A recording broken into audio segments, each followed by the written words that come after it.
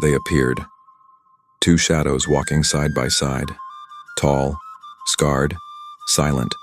Obina and Chuka. No one said a word. No one dared. The same people who once called them cursed now bowed their heads, unable to meet their eyes. The same elders who once said they should have been drowned at birth now trembled in silence, because Obina and Chuka had returned, not as boys, not as sons, but as men shaped by pain and trained by rejection. Years ago, the village tossed them aside. Their own mother feared them. Their father died defending their name. But now the wind had changed, and the ground beneath the village would remember their footsteps, because the twins no one wanted had come home. And this time, they weren't asking for permission. Before we go deeper into this gripping tale, let us know in the comments where you're watching from. And if you love deep stories of revenge, pain, and truth, subscribe now. Obina and Chuka were born during Harmattan. The sky was gray and cracked, the wind so dry it scraped the skin. Their cries shook the walls of the midwife's hut before they even took their first breaths. When the midwife finally laid eyes on them, she dropped the cloth in her hand. Newborns weren't supposed to look like that. Long-limbed, with hands large enough to grip her wrist, and eyes that didn't blink. She refused to cut the cords. She called for the priest. The priest came with salt and prayers. He looked once and said, "These are Ogbanje, spirits sent to test us." But another elder, his voice heavy with fear and awe, whispered, "No, these are warriors, sent too early." Either way, no one dared to name them. Not until 3 days passed. Their father, Obika, stood tall with his hunting spear, staring at the sons his wife barely touched. He named them himself, Obina, Chuka. "They are mine," he said.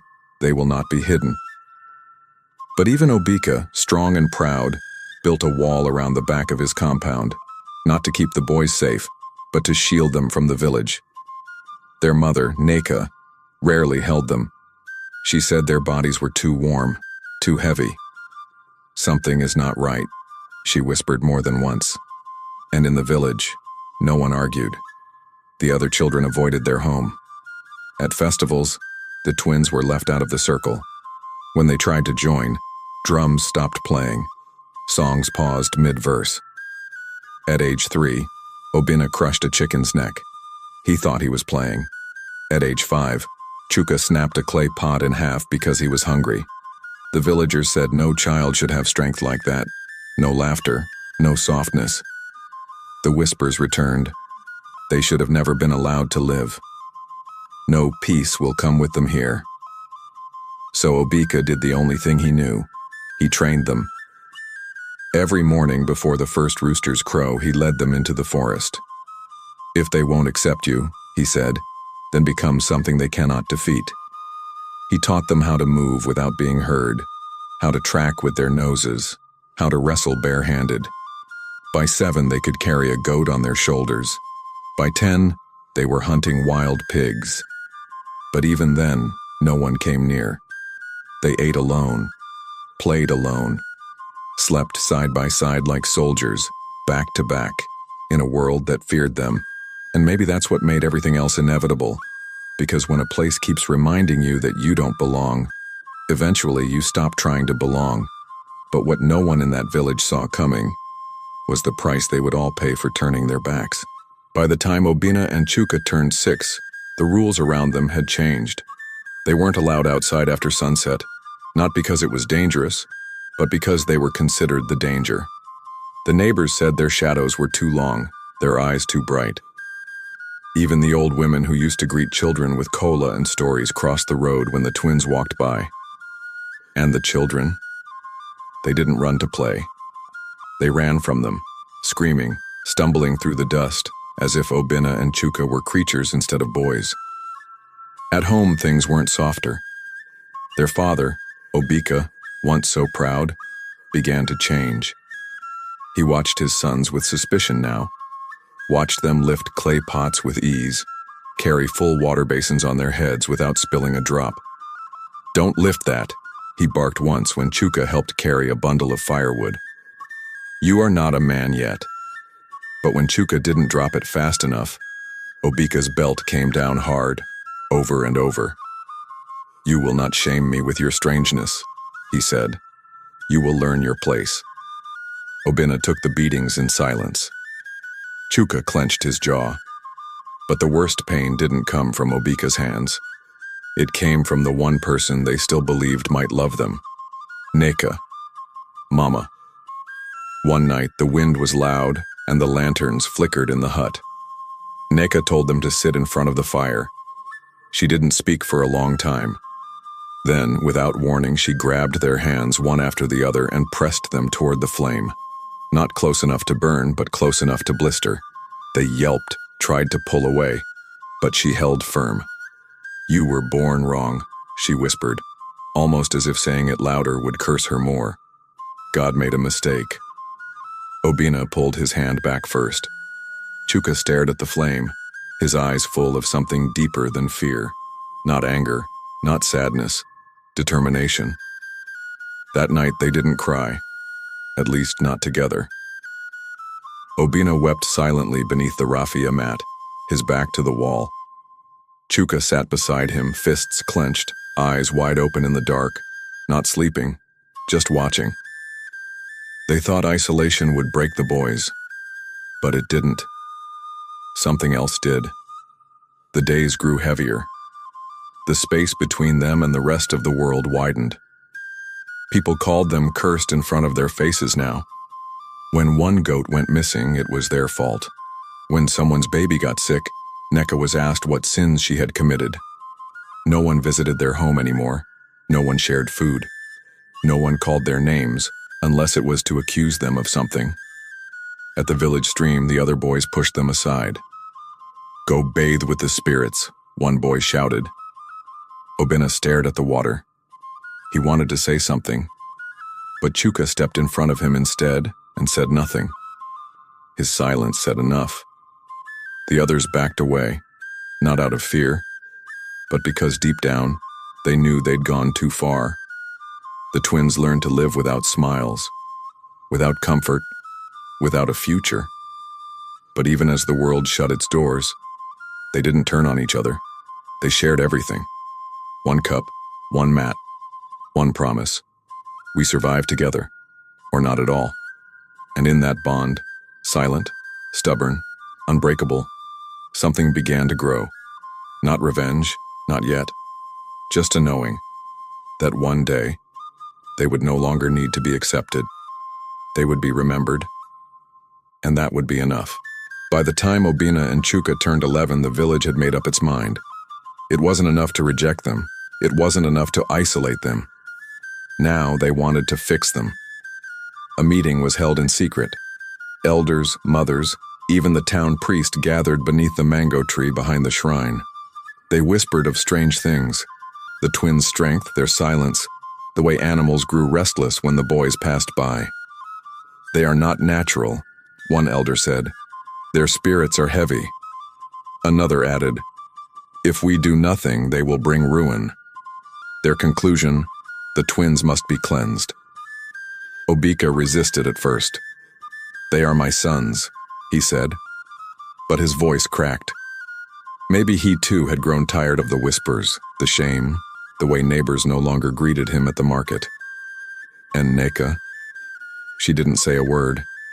She just nodded when they told her where to take them. The twins were told they were going to pray.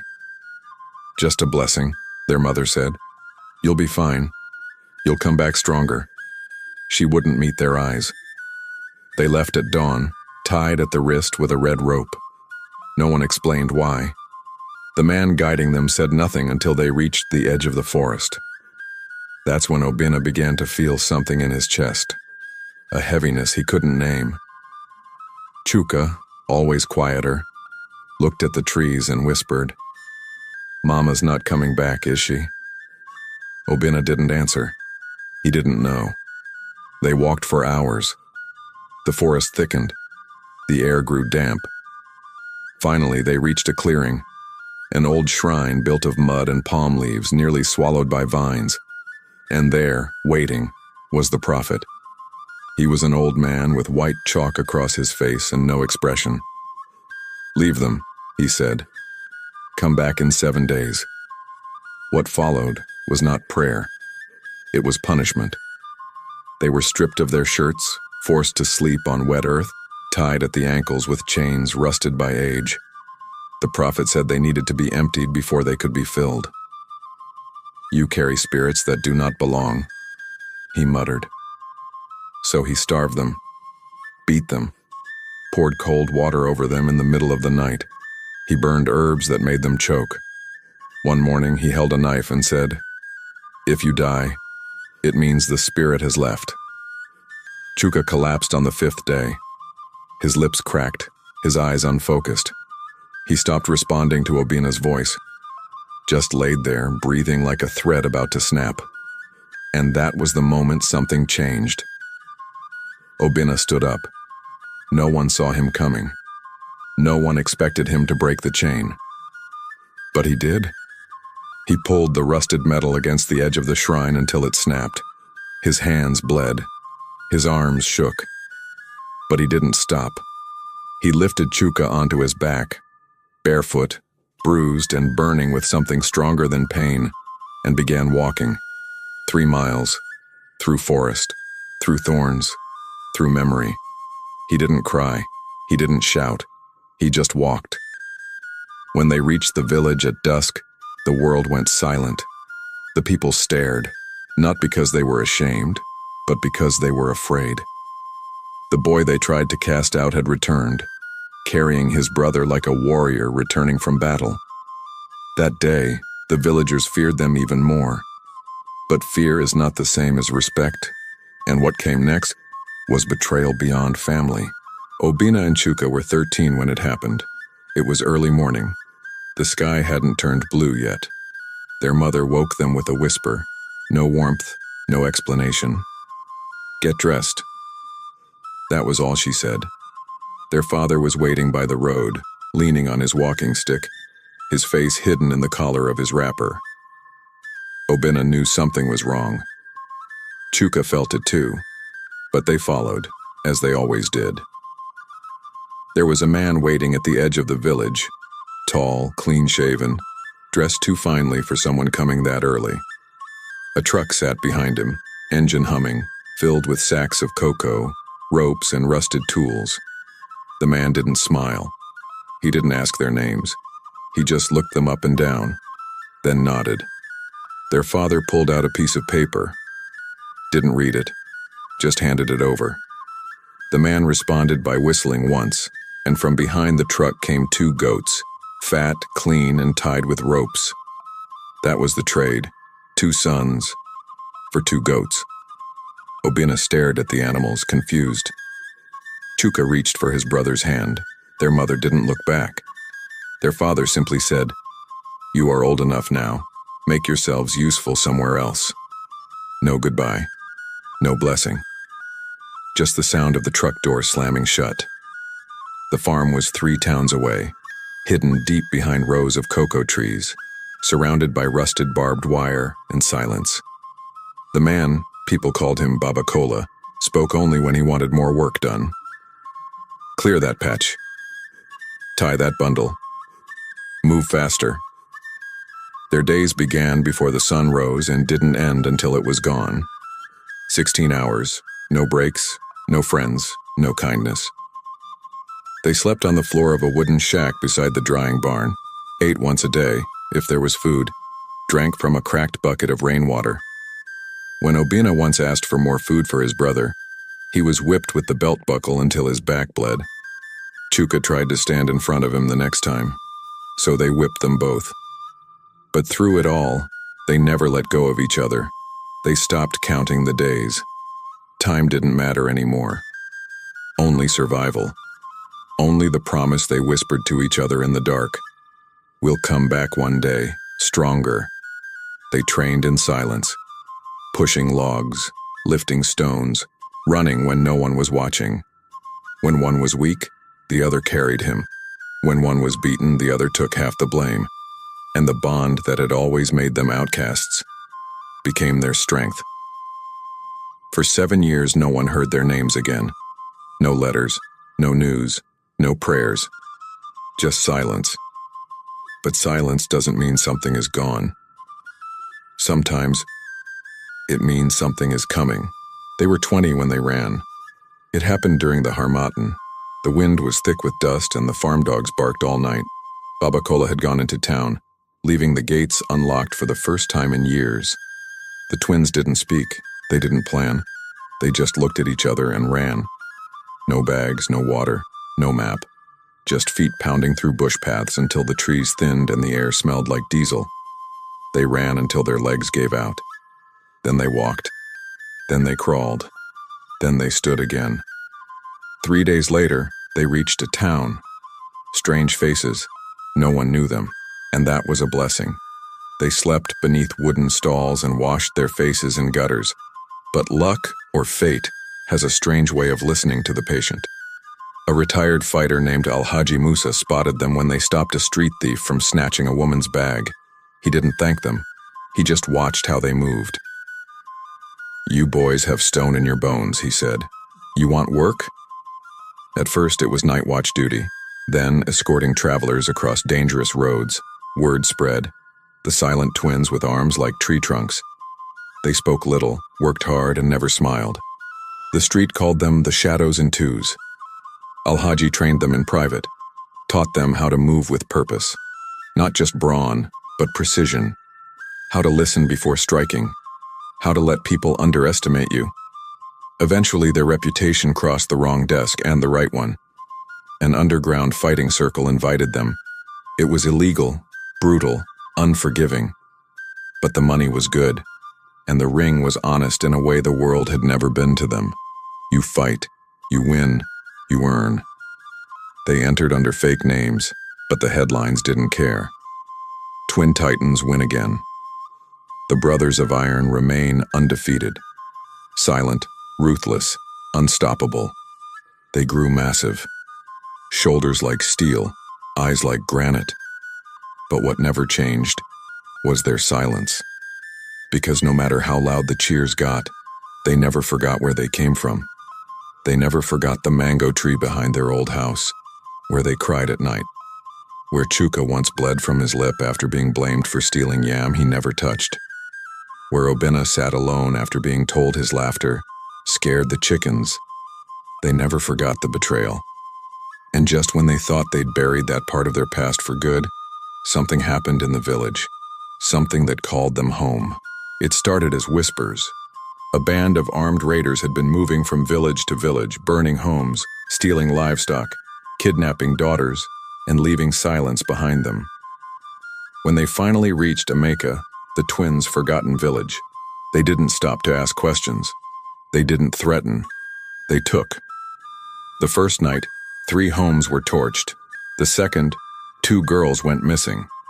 By the third, even the strongest men of the village had stopped patrolling. They locked themselves indoors, clutching rusted machetes they hadn't sharpened in years. The people panicked. The elders called a meeting, but it was filled with silence. The once proud hunters were now too old, too weak, too afraid. Their spears had become decoration. Their knees couldn't carry them far. There were no warriors left. No one willing to fight. No one, until someone remembered. Obika, now aged and limping from a stroke, sat beneath the mango tree and said the names he had tried to forget. Obina, Chuka. Neka, thinner now, her eyes sunken with time and regret, whispered through cracked lips, "Do you think they would come back?" A message was sent. Desperate. Simple. "Your people are dying. We have no one left." They didn't know if the twins would respond. They didn't know if they were even alive. But the village had no more pride to protect. 3 days later, a storm of dust rose on the village road. The sun was high, but the air had gone still. Chickens froze. Children stood barefoot, staring at the 2 shadows approaching slowly from the distance. Broad shoulders, scars across their arms, eyes like stone. No horses, no weapons. Just 2 men walking with the silence of something final. Obina and Chuka had returned. They didn't speak when they reached the town square. Didn't ask who remembered them. Didn't wait to be welcomed. They simply stood, tall, massive, unmoved, while the villagers stared in disbelief. The children whispered. The elders gasped. Some women covered their mouths in shame. One boy tugged his mother's wrapper and asked, "Are those the monsters?" No one answered, because the monsters had returned. But this time, they were needed. And for the first time in their lives, no one dared to look away. The first night, the bandits returned like they always did. Loud, fast, certain no one would resist. They came with cutlasses, petrol, and laughter. What they didn't expect were two men waiting at the village gate. Silent, shirtless, still as stone. Obina moved first, swift, brutal. His fist shattered the jaw of the first attacker before the man could even raise his weapon. Chuka followed. He didn't scream, he didn't boast. He just fought, with purpose, with memory, with every ounce of pain they had swallowed as boys. By sunrise, 12 bandits lay on the ground, some broken, some bloodied, all defeated. The village didn't sleep that night, not out of fear, but because they were watching the very ones they once rejected become the only shield between them and death. By morning, the twins had already begun helping rebuild the burnt huts. They didn't wait for thanks. They didn't ask for food. They just worked, carrying wood on their backs, lifting stones, clearing rubble. When someone offered them a room to sleep in, Chuka only shook his head and said, "We're used to the floor." It was on the third night that their father, Obika, appeared again. His cane trembled in his grip. His voice was weaker than they remembered. He didn't speak right away, just stood, looking at them as if trying to recognize something he'd lost long ago. Then, slowly, he knelt, his knees scraping the earth. It shocked the entire square. "I failed you," he whispered. Obina didn't flinch. He didn't step forward, but he spoke. "We never needed your love," he said. "Just your eyes." The village held its breath. The mango tree swayed quietly behind them, like it too was listening. Later that week, after the last fire was put out and the village began to breathe again, a loud cry was heard from the far end of the market. A child had been trapped under a fallen roof, left behind in the panic. No one could reach her. The wooden beams were too heavy, the walls too unstable. Then, through the smoke, Obina and Chuka appeared. Without hesitation, they moved through the wreckage. Obina lifted the beam while Chuka crawled beneath, pulling the girl out by her arms. Her leg was bleeding, but she was alive. The mother collapsed in tears, wrapping both twins in her arms. No one had ever touched them like that. No fear, no hesitation, just raw, grateful love. And in that moment, something shifted. The people who had once feared them now wept for them. The walls that had kept them outside began to crack. But as the village began to heal and the stories of their return spread from market to market, one more truth had yet to come out, something even they didn't expect. It was a quiet afternoon when the messenger arrived, barefoot, dust on his forehead. He didn't say much, just stood in front of Obina and Chuka, eyes low, voice thin. "It's your mother. She's not well. She's asking for you." The message was simple, but the weight it carried was not. They didn't rush, they didn't speak. They only looked at each other for a long moment and nodded once.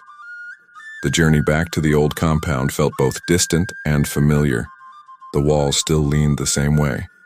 The mango tree still swayed gently near the entrance, only now its fruit had fallen. Inside, the air was heavy. Their mother lay on a mat, barely skin over bones. Her scarf was wet with sweat, and her breath came in shallow gasps.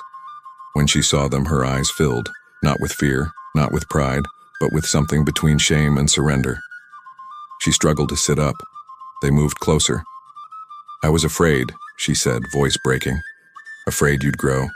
Stronger than us. And you did. You did." Tears rolled down her cheeks. "I'm sorry." Silence. Obina stood still. Chuka blinked rapidly, fists clenched by his side. Forgiveness wasn't spoken. It couldn't be. But neither of them left. They stayed. Through the night, they sat beside her, one on each side. She faded slowly, painfully. No chants, no wailing, just breath, and time, and silence. And when her final breath came, she was not alone. She died holding their hands. Hands she once tried to burn. Hands that no longer needed her approval. Hands that had carried pain, and now carried peace. But even then, neither twin cried, because they had learned long ago some tears were meant to stay buried. 2 years passed, and the story of Obina and Chuka became more than a memory whispered under mango trees. It became a lesson, not just for Amaika, but for every village that had ever turned its back on its own. They never sought praise, never accepted money, never spoke of the beatings, the exile, or the betrayal. But what they did next spoke louder than anything they could have said. They took the land their father once hunted on and built something new, a center. Not made of marble or glass, but of stone and red clay, a place for boys and girls who had been told they were too loud, too strange, too strong. A home for the rejected, the misnamed, the misunderstood. They called it Ijoma House, a good journey. Inside, children laugh now. They train, they learn, they grow. And Obina and Chuka, they walk among them, teaching not just how to stand tall, but how to carry pain without becoming it. They teach them how to fight, not with fists, but with forgiveness. Because this was never just a story about revenge, it was always a story about strength, and what happens when strength is feared rather than nurtured. Before we end, tell us in the comments, how did this story make you feel? What would you have done if you were Obina or Chuka? And if you're still watching, let us know where you're watching from. We'd love to hear from you. And if you're new here, click on the subscribe button so you never miss any of our upcoming stories. What would you have done if you were Obina or Chuka? Would you forgive the very people who tried to erase you? Would you hold their hands as they died, after everything? Or would you walk away and never look back? Tell us in the comments. We genuinely want to know what you would have done.